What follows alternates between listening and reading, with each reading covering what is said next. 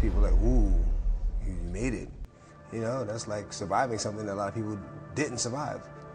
So I guess in that aspect, but that's not so much the rap world, it's in any world, you know? I never felt like this, like, it just me up. I'm like, and, I later found out that he laced the blunt with crack. Why would you do that to a child? Right. And this nigga, like 30, you know what I'm saying? And he knew how I looked up to him. DMX's life was far from a smooth ride, to put it mildly. Hailing from Yonkers, New York, he openly spoke about his tumultuous youth, which seemed like a revolving door of brushes with the law and stints behind bars. His gritty, raw voice and unapologetic style in his music mirrored the rough edges of his reality. Growing up, DMX found himself in trouble more times than he could count, with jail becoming a familiar pit stop on his journey. In fact, he made the inside of a cell his temporary home over 30 times throughout his life. His rap sheet read like a laundry list of offenses, ranging from weapon possession to robbery, from assault to carjacking. But that wasn't all. DMX's legal woes even included charges of animal cruelty, reckless driving, DUIs, and drug possession, just to name a few. But did you know that among all those stints in jail, DMX pulled off a daring escape when he was just 15 years old? That's a feat that even the toughest gangsters of today might find daunting. At such a young age, DMX managed to break out of jail, an event that's as dramatic as it sounds. Don't give it to you. Wait for you to get it on your own. X gon' deliver. Simmons' early years were anything but easy. Growing up, he faced a barrage of challenges, starting with violence at home and health issues like bronchial asthma. Raised in a Jehovah's Witness household, his connection to spirituality faltered after a serious accident. At just 5 years old, he was sent to live with relatives in Yonkers, trying to escape his mother's abusive behavior. Trouble seemed to find Simmons wherever he went. By the time he hit double digits, he was already getting expelled from school for throwing punches and chairs at teachers, and his brushes with the law were just getting started. Arson, these were just a couple of the charges that landed him behind bars, marking the beginning of a familiar pattern. Sent to a children's home for rehabilitation, Simmons' troubles didn't end there. Allegations of starting fires only added to his turbulent reputation. Back home with his mother, the cycle of abuse continued, prompting him to run away whenever he could. Nights were spent in Salvation Army clothing bins, seeking solace wherever he could find it, even if it meant befriending stray dogs. For Simmons, the relationship with his mother was strained at best. He felt unloved and misunderstood, believing she couldn't care for him properly. "Children don't come with an effing instruction manual," the lyricist told GQ. "4 sisters. I'm the only boy. Maybe she didn't know what to do with me." A judge's ruling only confirmed what he already felt deep down. And to make matters worse, at just 14, he found himself introduced to drugs by someone he thought he could trust, a betrayal that would shape much of his future struggles. "He passed the blunt around and I hit the blunt," the MC tearfully revealed on the People's Party podcast in November 2020. "I never felt like this before. It effed me up. I later found out that he laced the blunt with crack." "Why would you do that to a child?" Simmons questioned during the emotional interview. "He was like 30, and he knew I looked up to him. Why would you do that to someone who looks up to you?" I never felt like this, like, it just me up. I'm like, and, I later found out that he laced the blunt with crack. Why would you do that to a child? Right. And this nigga, like 30, you know what I'm saying? And he knew how I looked up to him. Simmons further lamented over the life-altering deception via the song Pain, in which he says, "I smoked crack at 14 for the first time, given to me by a N that I idolized. My love is real, but after that, what I saw in his eyes was a snake, and who I loved was just a disguise." The harrowing incident would sound the starting pistol to Simmons' lifelong battle with substance abuse. But shedding light on his dark traumas in public helped the gruff, growling megastar cope with the anguish of his childhood. Letting some of this stuff out has helped, he said. "I really didn't have anyone to talk to about it because, growing up in the hood, nobody wants to hear that. Nobody even wants to help with talking," he added, noting that expressing your feelings was viewed as a sign of weakness in his community. But talking is actually one of the bravest things you can do. One of the bravest things you can do is let it out. Simmons's school days at Yonkers Middle High weren't exactly a breeze. Struggling with grades, he found himself unable to stick to his track and field commitments. With finances tight and needs pressing, he resorted to desperate measures, robbing fellow students just to get by. Food, clothes, even a fancy leather collar for his loyal pup. Nothing was off limits. It wasn't long before he escalated to carjacking. DMX's life of crime led to his first stint in prison in 1986, when he was caught stealing a dog from a junkyard. He was sent to the juvenile unit of Woodfield Prison in Valhalla, New York, where he only spent a few months. However, his troubles didn't end there. Later that year, he found himself back behind bars, this time for 2 years at the industry institution in upstate New York, after committing another crime. In this upstate facility, DMX met a cellmate named Bobby, a spoiled kid from upstate New York.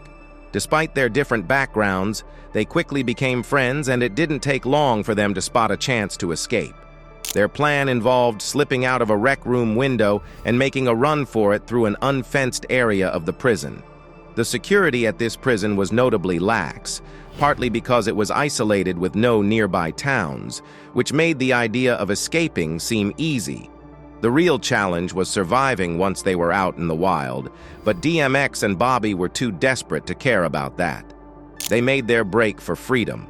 After the escape, DMX managed to make his way back home. However, the freedom was short-lived. His mother, upon discovering what he had done, insisted that he turn himself in and finish his sentence. Reluctantly, he did just that, ending up at the McCormick Juvenile Detention Center in Brooktondale, New York. But the cycle of incarceration didn't stop there for DMX. He found himself back in prison in 1988 for carjacking. His behavior in prison led to his transfer to a higher security facility after he tried to extort a fellow inmate for drugs. He was released again in the summer of 1988, marking another chapter in his tumultuous early years. Throughout his life, DMX found himself returning to prison multiple times, totaling 30 stints behind bars. His tumultuous childhood and the challenges of street life in Yonkers significantly influenced his future. The streets of Yonkers were notoriously dangerous, especially for a teenager like DMX, where ruthless gangs were a pervasive threat. Officer Montero, a veteran of the Yonkers Police Department, shared insights into the harsh realities faced by young people in the area. He explained that gangs often target vulnerable youths from troubled backgrounds, those without financial resources and wearing worn-out clothes. These gangs lure them with the promise of quick cash or new clothing. Once the youngsters accept these offers, they find themselves indebted to the gangs, who then exploit them as enforcers or drug mules. Officer Montero recounted a particular incident that he witnessed alongside another officer. They came across a man being brutally beaten outside a bodega on New South Main Street. When they intervened and asked the victim if he wanted to press charges, Officer Montero wasn't surprised by the refusal. With a decade of experience on these streets, he knew that such beatings were often gang initiation rites. In this case, it was an initiation for Chicano Nation, a prominent Mexican street gang in the area. Yonkers is a hotspot for gang activity, with about 30 different gangs that were implicated in 368 reported crimes. According to Sergeant Hodges, one of the biggest challenges the police face in dealing with gang members is their elusive nature. Many gang members use street names instead of their legal names and rarely carry any form of identification, making it difficult for law enforcement to track and prosecute them effectively. In a targeted operation in March, police conducted sweeps in known gang areas. Out of 18 gang members stopped and questioned, only 2 had any identification. One carried an expired Florida driver's license, and the other held a Mexican voter registration card. During the sweep, The officers also confiscated a knife and a small amount of marijuana. Officer Montero highlighted the grim role of female gang members in Yonkers, noting that they are often juveniles who are used to carry weapons and drugs. This is partly because juveniles are typically processed through family court, where they are less likely to receive jail time for possession charges. According to Officer Montero, these young women are viewed and treated as communal property within the gangs, with their roles largely limited to serving as carriers for contraband and being exploited for sex. Despite these challenges, Westchester County has taken a firm stance against gang-related violence. The local district attorney's office has successfully prosecuted significant cases in recent years by leveraging a state law that imposes stiffer penalties for group-involved assaults. One notable case involved Juan Alberto Cotto, a gang member who received a sentence of 17 years to life for a man. The victim was reportedly killed for entering a rival gang's territory while visiting his mother. Members of the gang enforcement unit unanimously agree that the most effective way to avoid the perils of gang life is simply never to join. Exiting gang life is notoriously difficult. Those who manage to break free often do so by relocating away from the city or, in more tragic circumstances, by sustaining injuries so severe they end their ability to participate in gang activities. Unless you move away or you end up in a wheelchair, walking away from the gang life isn't really an option, Officer Montero explained. Despite the myriad challenges he faced growing up, DMX never wavered in his commitment to his music. He poured his life's experiences and emotions into his lyrics, finding solace and a means of expression through rap. His genuine talent and powerful storytelling didn't go unnoticed, and by the early 1990s, he had secured his first record deal with Rough House Records. DMX's inaugural album, It's Dark and Hell is Hot, was released in 1998 and was met with critical acclaim. It catapulted him into the spotlight, securing his place as a prominent figure in the hip-hop world. Tracks like Rough Riders Anthem and Get At Me Dog showcased his raw lyricism and intense delivery, quickly making him a rap icon.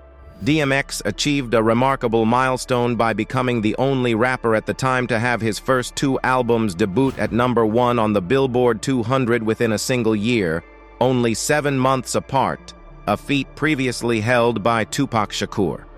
This record was later surpassed by Young Boy Never Broke Again in 2020. DMX's third album, And Then There Was X, released on December 21st, 1999, also debuted at #1. The album's hit single, Party Up, Up in Here, not only soared to the top 10 on the R&B charts, but also earned him a Grammy nomination for Best Rap Solo Performance in 2001. The album itself was certified 6 times platinum and was a Grammy nominee for Best Rap Album. After a fallout with Def Jam, DMX made a move to Columbia Records in January 2006, a switch facilitated by a deal involving Nas, his co-star in the film Belly. This return to Columbia marked his first stint with the label since 1992. His 6th studio album, Year of the Dog, again, released amid these label changes on August 1st, 2006, and debuted at #2 on the Billboard 200, receiving mixed reviews.